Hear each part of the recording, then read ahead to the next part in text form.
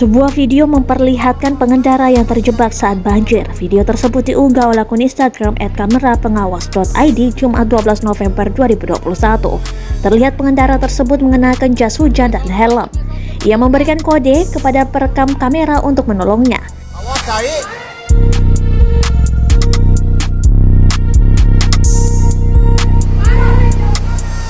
Dilansir dari Tribun Medan, kejadian tersebut terjadi di Cigugur Tengah, Cimahi, Jawa Barat pada Rabu 10 November 2021.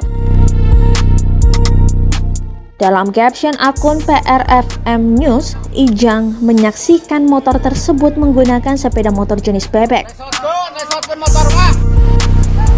Beruntung pengendara tersebut tak sampai terseret arus deras karena masih terhalang pembatas besi yang berada di lokasi kejadian. Diduga pengendara motor itu mencoba menerobos banjir.